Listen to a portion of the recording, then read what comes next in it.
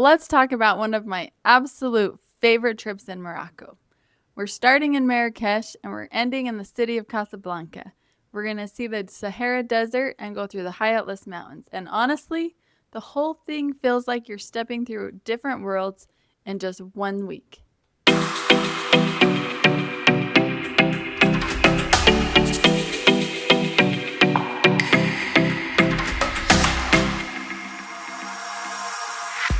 I'm going to share with you the exact route I love, plus some of my own experiences.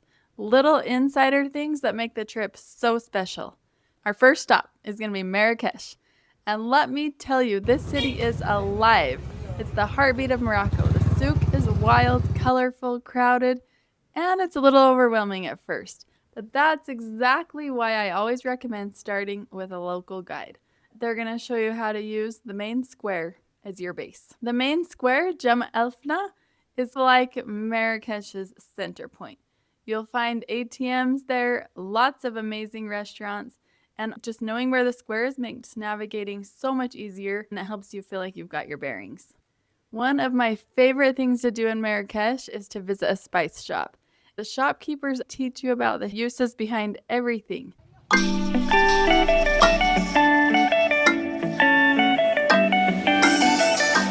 After you leave Marrakech, you're going to start climbing into the high Atlas Mountains, which are gorgeous.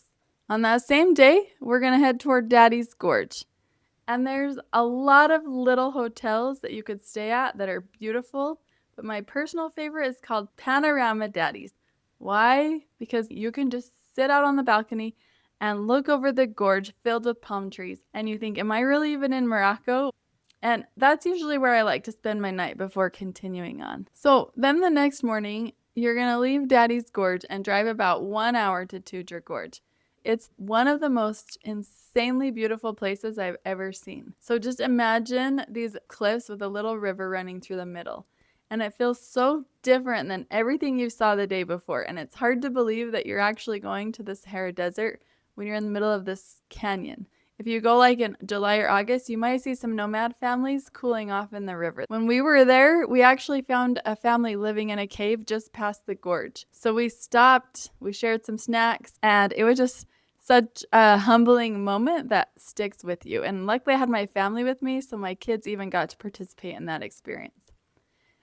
After you take some time and walk through the gorge, you're going to go to the next stop, which my first time in Morocco was maybe my favorite thing that we did. And that's going to a rug shop. It's nearby the gorge, it's a couple minutes away. They actually teach you how they make the Moroccan rugs. So after the gorge, you're going to keep driving, and you're going to pass through this little town with the weirdest name called Ksar Mellab. There's little shops there where the Berber women will literally pull you into their shop, dress you up in traditional clothing, paint henna on your hands, and it's such a fun traditional experience. And you walk away with not just photos, but also a sense of what being in a Berber wedding or festival looks like. Not long after Ksar Mellab, you'll hit what they call the desert gate. The landscape totally shifts. The rest of the drive into Merzouga feels almost surreal.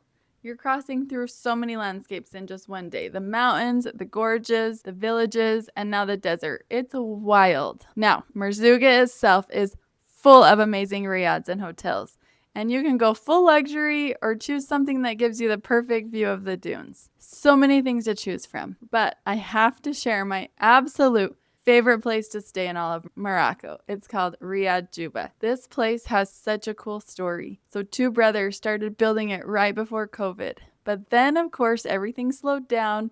And during the pandemic, one of the brothers who loves fossils would go out with friends and collect them.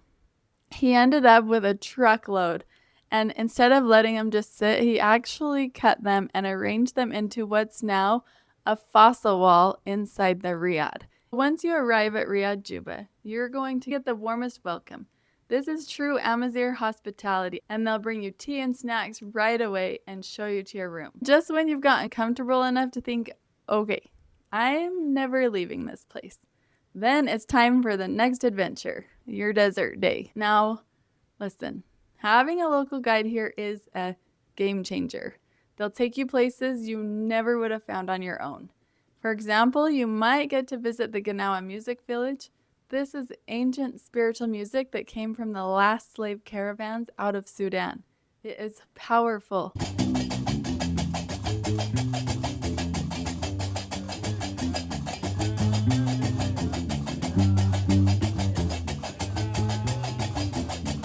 You'll also get to see an oasis, like a lush green forest right in the middle of the desert. Locals grow herbs and plants here, and if you come in August, you can literally pick fresh dates right off the trees.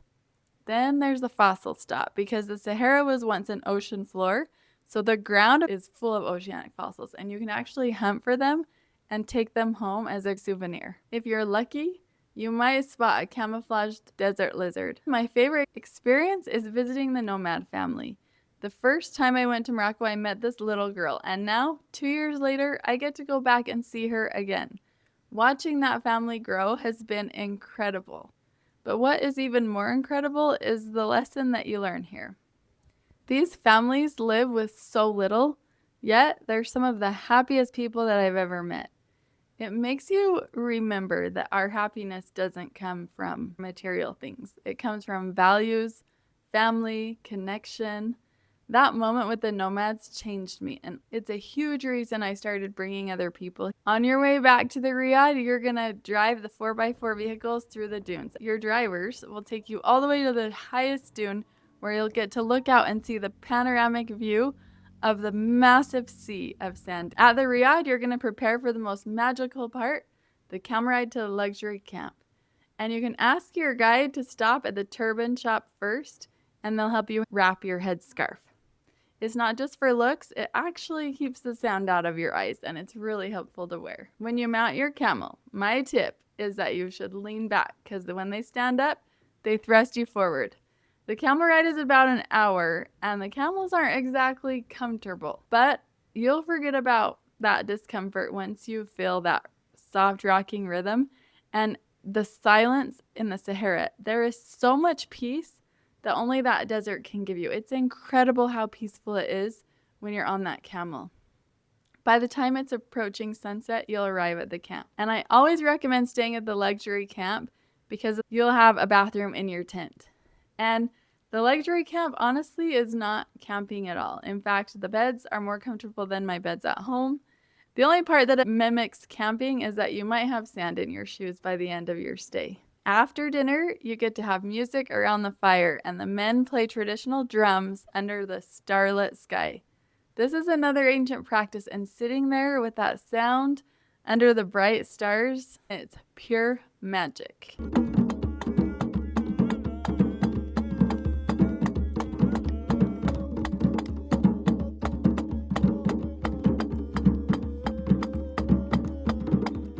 You're going to feel tired, both from the busy day and because of the calm of the desert, but I always tell people, push through the tired a little because it is so worth it for this once-in-a-lifetime opportunity to climb to the top of the dune and go stare at the Sahara sky.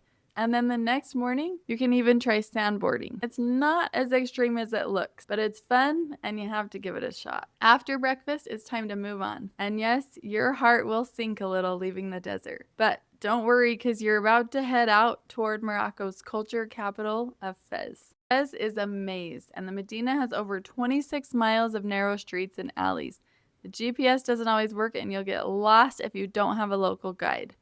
So get one. It'll make your whole experience smoother. Your guide will take you to see the leather tannery, the ceramic shops, the panoramic viewpoints, and you're going to meet artisans who've been perfecting their craft. And did you know that when they make a mosaic table, each piece is placed face down and glued before they flip it over? That means the artist has to literally memorize the entire pattern without even seeing it. It blows my mind every time. After your day in Fez, I highly recommend visiting Spa Mernissi for a traditional hammam and massage. Trust me, you will need it by now. And for dinner, I recommend ordering the pastilla. It's a sweet, savory chicken pie topped with cinnamon and powdered sugar. And it sounds strange, but it is absolutely delicious. Before you go to sleep, don't forget to climb up to the Riyadh rooftop. There you'll see dozens of mosques across the Medina. And if you go up there and listen during the call to prayer hour, You're going to hear this chorus of voices that rises through the city, and it's so moving. It gives you this little glimpse into the daily life of Morocco. Then, to wrap up your trip, you're going to head west to Casablanca.